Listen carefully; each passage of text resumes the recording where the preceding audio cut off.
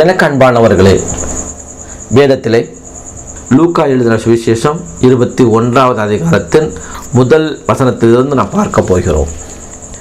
அவர் கண்ணேறிட்டு பார்த்தபோது ஐஸ்வர்யவான்கள் காணிக்கை பெட்டியிலே தங்கள் காணிக்கைகளை போடுகிறதை கண்டார். ஒரு ஏழை விதவை அதிலே 2 காசை போடுகிறதையும் கண்டு, இந்த ஏழை விதவை மற்ற எல்லாரை பார்க்கிலும் அதிகமாக போட்டாள் என்று மெய்யாகவே உங்களுக்கு சொல்லுகிறேன். அவர்கள் எல்லோரும் தங்கள் பரிபூரணத்திலிருந்து எடுத்து தேவனுக்கு என்று காணிக்கை போட்டார்கள். இவளோ தன் வறுமையிலிருந்து தன் ஜீவனுக்கு உண்டான இருந்தது எல்லாம் போட்டுவிட்டாள் என்றார். பின்பு சிறந்த கற்களினாலும் காணிக்கைகளினாலும் தேவாலயம் அலங்கரிக்கப்பட்டிருக்கிறதை குறித்து சிலர் சொன்னபோது அவர், நீங்கள் பார்க்கிற இவைகளில் ஒரு கல் மற்றொரு கல்லின் மேல் இராதபடிக்கு எல்லாம் இடிக்கப்படும் நாட்கள் வரும் என்றார். அவர்கள் அவரை நோக்கி, போதகரே, இவைகள் எப்பொழுது சம்பவிக்கும்? இவைகள் சம்பவிக்கும் காலத்துக்கு அடையாளம் என்ன என்று கேட்டார்கள். எனக்கு பிரியமானவர்களே, நீங்கள் பார்க்கிற இந்த ஆலயத்தின், இந்த கட்டடத்தின் கல் ஒரு கல்லின் மீது இராதபடிக்கு எல்லாம் இடிக்கப்பட்டு போகும் என்று உங்களுக்கு மெய்யாகவே சொல்லுகிறேன் என்கிறார்.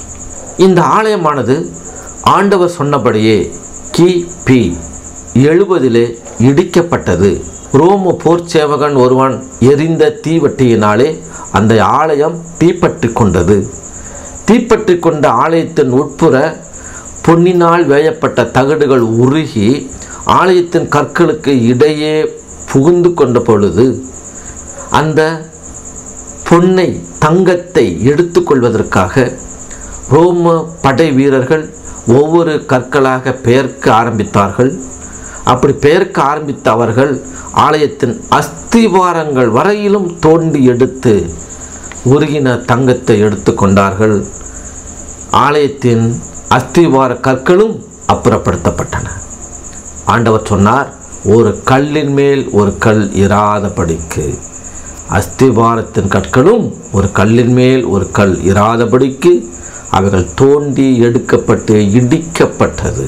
ஆண்டவர் சொன்ன தீர்க்க தரிசனம் நிறைவேறி சுமார் 2000 வருடங்கள் ஆகிவிட்டன.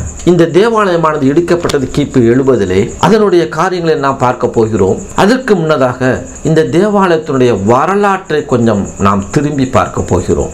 இந்த ஆலயமானது 2வது ஆலயம் என்று சொல்லப்படுகிறது. அதாவது ஏரோதுவின் ஆலயம் என்றும் இது அழைக்கப்படுகிறது.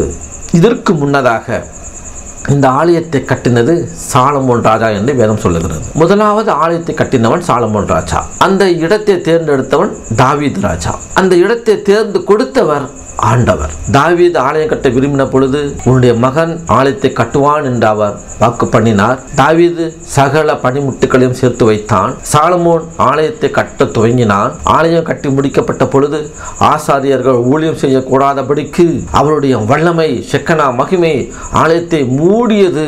மிகுந்த சந்தோஷம் ஏற்பட்டது. இந்த முதலாவது கட்டப்பட்ட ஆலயம் நேபுகாத்நேச்சாரால் எரேமியா தீர்க்கதரிசியின்படியே இடிக்கப்பட்டது.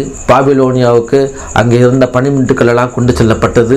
யூதர்களுடைய பிரபுக்களுடைய மகன்கள், பிள்ளைகள் எல்லாம் அங்கே சிறைபிடிக்கப்பட்டார்கள்.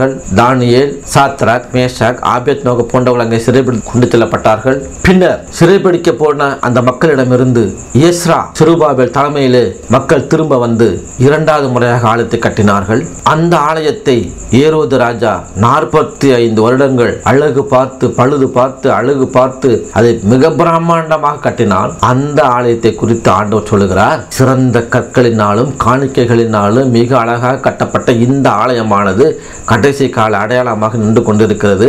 இந்த ஆலயத்தின் கற்கள் ஒரு கல்லின் மேல் ஒரு கல் இராதபடிக்கு எல்லாம் இடிக்கப்பட்டு போகும், தோண்டி எடுக்கப்படும் என்று அவர் தீர்க்க தரிசனம் உரைத்தார். அது அப்படியே நிறைவேறியது. எனக்கு பிரியமானவர்களே, இந்த தேவாலயத்தை குறித்து வேதத்தின் அடிப்படையிலும் புதை பொருள் ஆராய்ச்சியின் அடிப்படையிலும் விஞ்ஞானத்தின் அடிப்படையிலும் அதனுடைய காரியங்களை நாம் பார்க்க போகிறோம். சாலமோன் அரசன் கட்டின இந்த தேவாலயத்துக்கு முன்பதாக இந்த இடம் தேர்ந்தெடுக்கப்பட்டது என்று நாம் வாசிக்கிறோம். ஆபிரகாம் என்னும் தேவனுடைய மனிதன் கல்தேயர் பட்டணத்திலே ஊர் என்னும் ஊரிலே அவன் வசித்து கொண்டு வருகிறான். தேவன் அவனை தேர்ந்தெடுக்கிறார், அவனோடு பேசுகிறார். உன்னுடைய சொந்த தகப்பனையும் தாயையும் ஊரையும் நாட்டையும் தேசத்தையும் விட்டு நான் சொல்லும் இடத்திற்கு போ, உன்னை பெரிய ஜாதியாக்குவேன் என்று அவர் வாக்குத்தத்தம் பண்ணுகிறார். அதன்படி அவன் புறப்பட்டு செல்கிறான். கானான் தேசத்தை அடைகிறான். பிள்ளைகள் இல்லாத படியினாலே அவனுக்கு 100 வயதிலே ஈசாக்கை வாக்குத்தத்தத்தின் பிள்ளையாக அவர் அங்கே கொடுக்கிறார். அந்த பிள்ளையை வளர்ந்த அந்த பிள்ளையை எனக்கு நீ பழிகொடி என்று அவர் சொல்லுகிறார்.